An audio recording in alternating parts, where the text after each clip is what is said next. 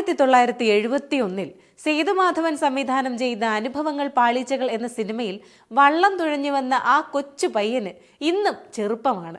അന്നൊരു പേരും വിലാസവും ഒന്നും ഇല്ലെന്നൊക്കെ പറഞ്ഞാലും ഇന്ന് മലയാളികളുടെ മെഗാസ്റ്റാറാണ്. നമ്മുടെ സ്വന്തം മമ്മൂക്കയ്ക്ക് ഇന്ന് 73ാം പിറന്നാൾ ആശംസകളുമായി നിറയുകയാണ് ആരാധകരും സഹപ്രവർത്തകരും. ലോകം എങ്ങനെയാണ് മമ്മൂട്ടി എന്ന അഭിനേതാവിനെ ഓർക്കേണ്ടത്?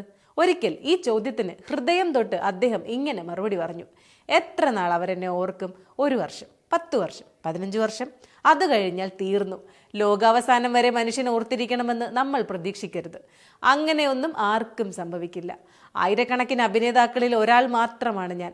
1 വർഷത്തിൽ കൂടുതൽ അവരെന്നെ ഓർത്തിരിക്കുമെന്ന പ്രതീക്ഷ എനിക്കില്ല. അല്ല മമ്മൂക്ക, അല്ല, താങ്കൾക്ക് തെറ്റുപറ്റി. മലയാളികൾ എന്നും നെഞ്ചോട് ചേർക്കുന്ന പേരുകളിൽ അറക്കൽ മാധവൻ ഉണ്ണി, കോട്ടയം കുഞ്ഞച്ചൻ, പുട്ടുറുമീസ്, നരസിംഹ മന്നാടിയാർ, ബിലാൽ ജോൺ കുരിശിങ്കൽ, സേതുരാമയ്യർ, ചന്തു, മൈക്കിളപ്പനുമൊക്കെ ഉണ്ടാകുമെന്ന് 1000% ഉറപ്പല്ലേ? തന്നിലെ നടനെ അനുദിനം രാഗി മിനുക്കുന്ന അതുല്യ കലാകാരൻ എന്ന് പ്രത്യേകം പറയേണ്ടതില്ലല്ലോ. പുതിയ മമ്മൂട്ടി, പഴയ മമ്മൂട്ടി എന്നൊന്നില്ല. എന്നും എപ്പോഴും വേഷങ്ങളുടെ വൈവിധ്യങ്ങൾ കൊണ്ട് സ്വയം പുതുക്കിക്കൊണ്ടിരിക്കുന്നു. മലയാളം, തമിഴ്, തെലുങ്ക്, കന്നഡ, ഹിന്ദി, ഇംഗ്ലീഷ്, അങ്ങനെ പല ഭാഷകൾ, പല മൊഴിഭേദങ്ങൾ. ഒരേയൊരു മമ്മൂട്ടി യൂത്തന്മാരുടെ ഫാഷൻ ഐക്കണുമാണ്. നമുക്കൊരു റീൽ കണ്ടു നോക്കാം. 71.